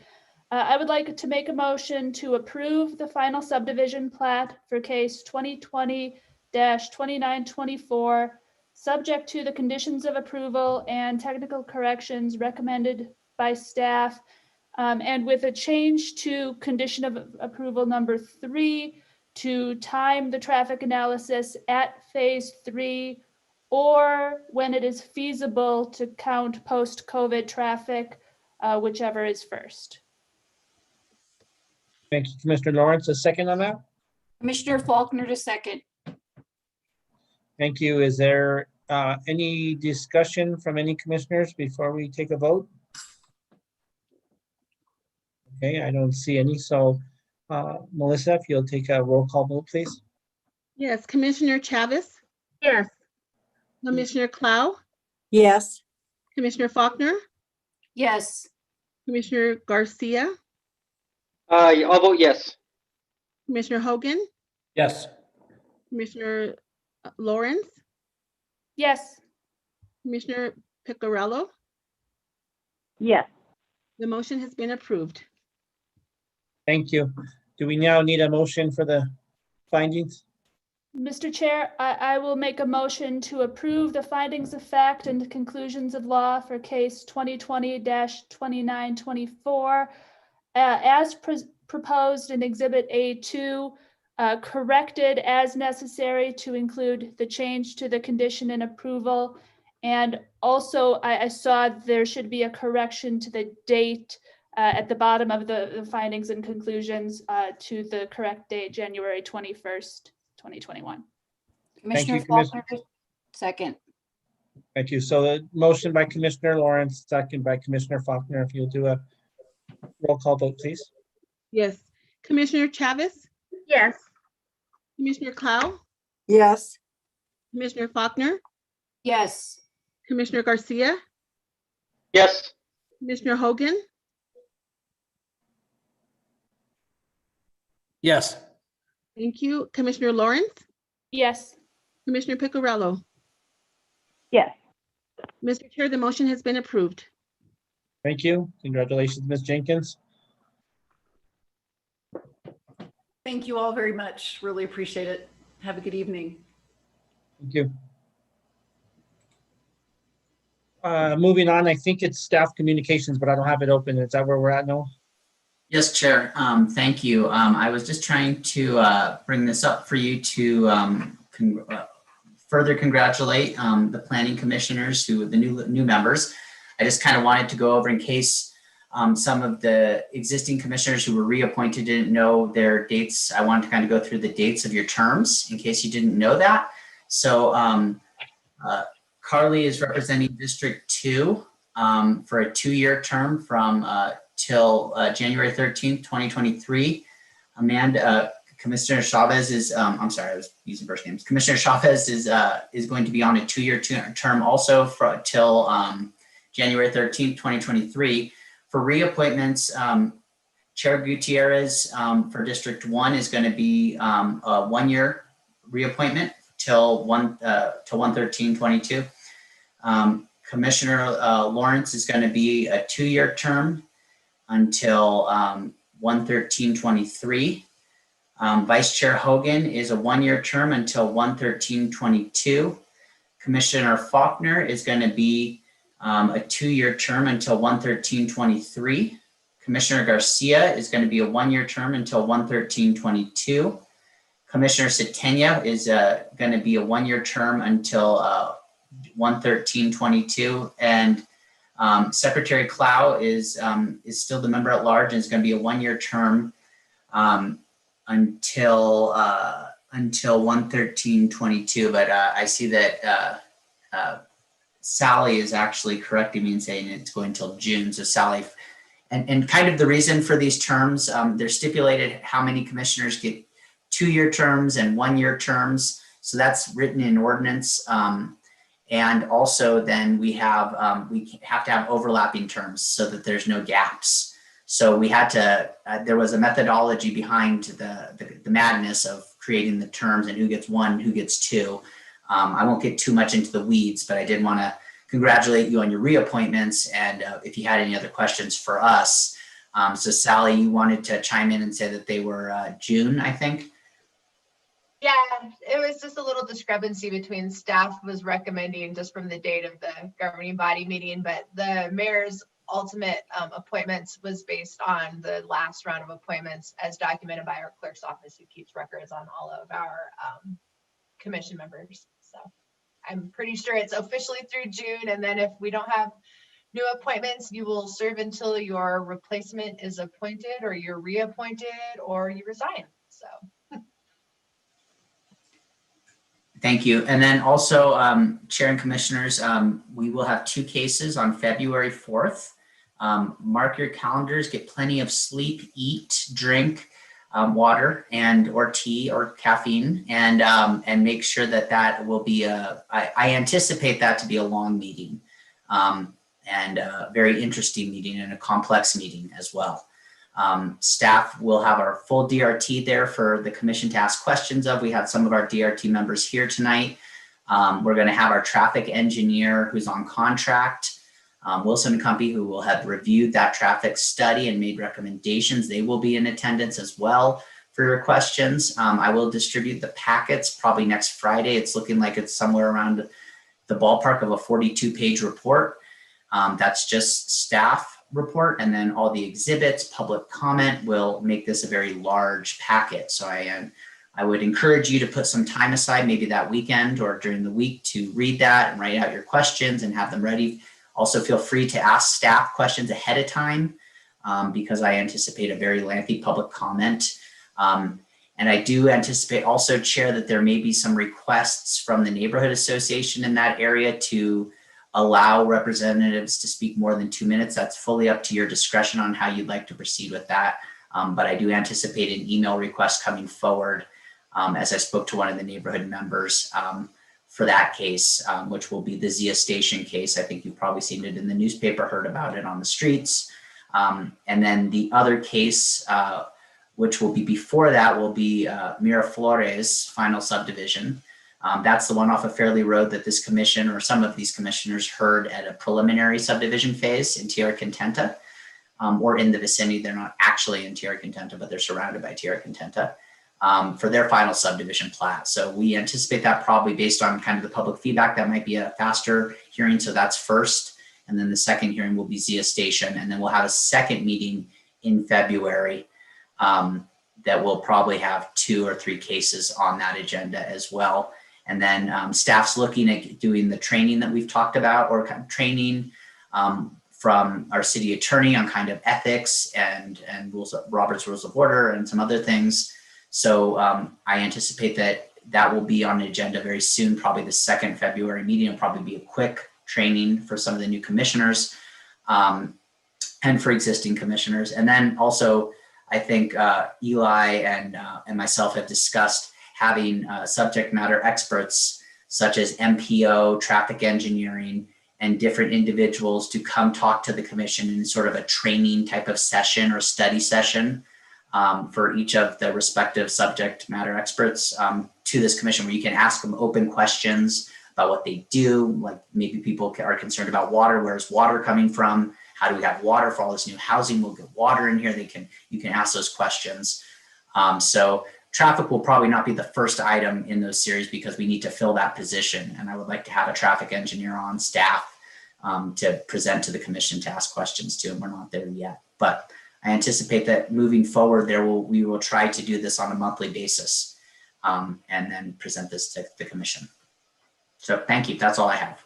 Thank you, Mr. Burke. Anything, Mr. Isaacson? No? No, just again, I want to thank all of our reappointed commissioners for all your hard work and dedication to the board, and just give a warm welcome to Commissioner Chavez and Picarello.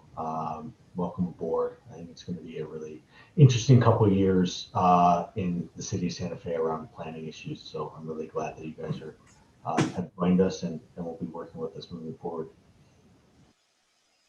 Thank you, Director. Assistant Attorney Paz.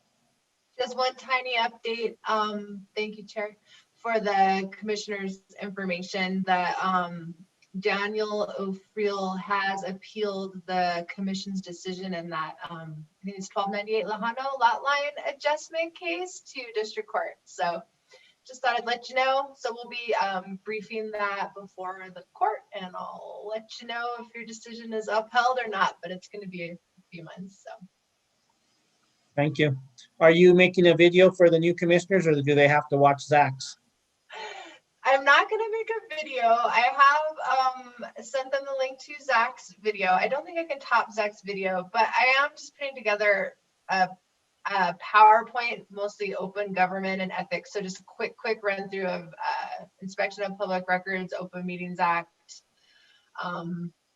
ethics, and I don't know if there's anything we want to cover from Robert's rules, but oh, and if it would be helpful to Chair Gutierrez, if you ever want to meet with me and Noah or whatever to talk about, you know, procedure for running the meetings or anything like that, just I encourage you to reach out anytime. So Thank you. I do have a quick question.